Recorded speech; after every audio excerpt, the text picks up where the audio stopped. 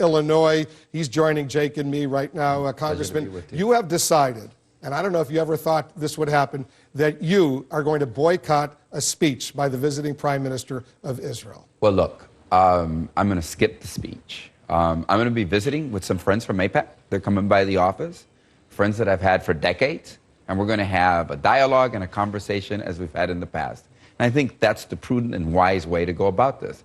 I think the Prime Minister could have gone to AIPAC, could have spoken there, and, you know, and all the lobbying forces could have come and talked to the members of Congress. Look, people have developed relationships over decades, and we shouldn't let a backdrop of very conservative political leaning parties in Israel and very conservative political leanings here in the United States to kind of craft what it is we're thinking and we're talking viewers, about. Congressman, here's the Prime Minister of Israel. You can see him walking by with Dana. Maybe he'll stop. There's Ron Dermer, the U.S. ambassador. Are you concerned, Mr. Prime Minister, about classified information? Well, good try by Dana. But unfortunately, he didn't want to stop. He's walking by Dana. Sure. But he did speak yesterday at that AIPAC event. So what I hear you saying, you're going to meet with some of your friends. Are you going to watch the speech in your office? Of course I'm going to watch the speech. I'm interested in hearing what he says. What I'm not going to do is allow the House of Representatives and that chamber to be used as a political backdrop, as a prop. Look, I don't care if they come to speak to me in English, Spanish, or Hebrew. It shouldn't be used as a political backdrop. And unfortunately, the Prime Minister has used in political commercials, speeches before the Congress of the United States. And I fear that that is a lot of what is going on right now. Congressman, the Prime Minister of Israel argues that he views an Iran with nuclear weapons as an existential threat to the state of Israel, meaning that it would wipe out Israel potentially.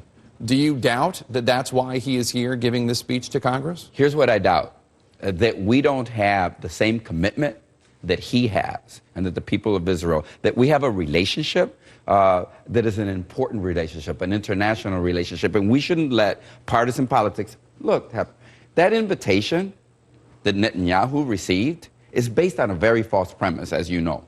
It says, Mr. Netanyahu, I invite you on behalf of the bipartisan leadership of the House and the Senate.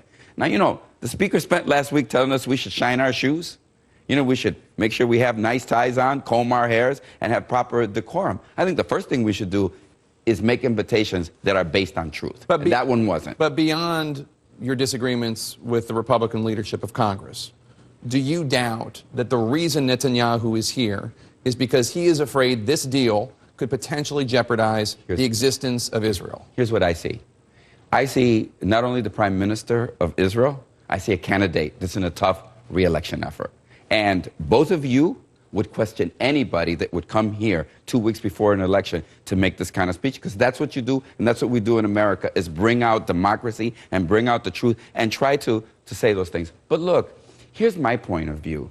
We are not going to let a deal that lets Iran have nuclear weapons. And I guess my point of view is this: why don't we give peace, negotiations, and the ability of living with Iran? War is always an option. But you know what isn't always an option? Peace and harmony and being able to say that we can fix this. I'm a member of the House Intelligence Committee. So last year, when it started, this whole conversation started in the House, right? And in the Senate about whether we should have a deal. I said, God, you know, I get pretty good information. So I asked Speaker Boehner then to invite all the members of the House down so that we could have a briefing by the intelligence services. It did happen. I thought that was good because I want the members of the House to understand that our intelligence services feel very, very confident that they can monitor this. So at any point, if we have to go to war, if we have to use missiles, that's an option that's very quickly used. After all the other options have been exhausted. Of course, and let's just try to have a verifiable agreement. Look, it's not only us, it's Germany, it's France, it's England, it's an international community. Congressman, thanks very much for coming in. I want you to get back and watch the speech, at least in your room, in your office, on television, if you don't want to be in the chamber. On my tablet. I hope you'll watch it on CNN. Thanks very much.